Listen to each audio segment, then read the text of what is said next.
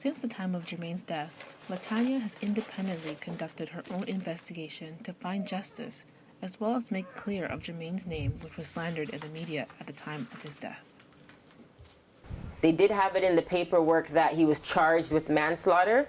What they failed to tell the media is that the charges were stayed, meaning he was not convicted. They had him in jail for 8 months for a crime he did not commit. It was actually a friend of his who committed the crime, but they wanted to paint this image of Jermaine that he was a bad guy and that maybe that's why the police pulled him over that night. But as I will reiterate, he was a John Doe. They never knew who Jermaine was, and I want the people to know this information and see what kind of picture the media and the police are trying to paint of my cousin. Jermaine was, he was a fun guy, you know? He was a loving guy. He was an interesting guy, you know? Like the life of a party, always happy, always wanting to, he actually wanted to be a lawyer. That's what he originally went out to BC for. I guess he just got caught up in the wrong crowd and dropped school and, you know, had a past like as everyone does.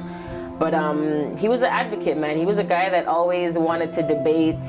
He was there for you if you needed him, whether it be physically, emotionally, you know, financially. Anybody who met him, he left a good imprint in their minds. Like they would always remember Jermaine. He was a very tall and muscular type guy, but he was like a teddy bear, you know, like a big teddy bear. He wouldn't hurt a soul. He just great guy. I can't even say, like, he's been a great cousin to me. Just overall an amazing guy, a wonderful guy. He was a grandchild, you know. He was a brother. He was a nephew. He was an uncle. He was a cousin. He was a son. And that's what I want people to know. I want him to be humanized, that he was an individual and he was a human being and not this monster that people have painted him to be.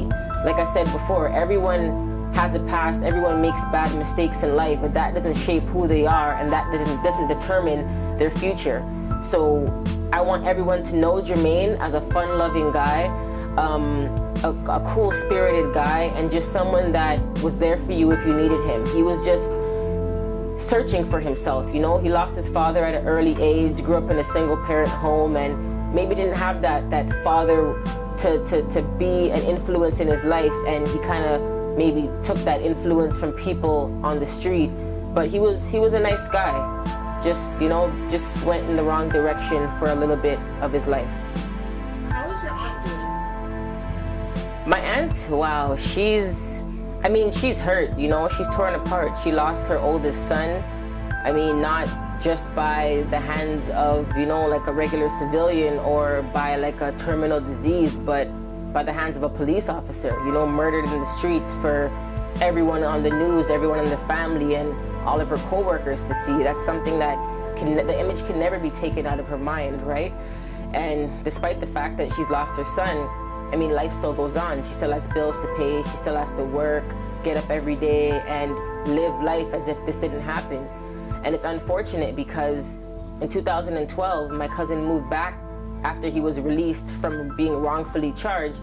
He moved back to Ontario to be a support for his mom because she actually is going through a terrible divorce with her husband who tried to kill her. He stabbed her a couple times, set the house on fire. She had to climb out of the bathroom window on top of the roof and wait for the police and the ambulance to get to her. So she's been through already a traumatic experience.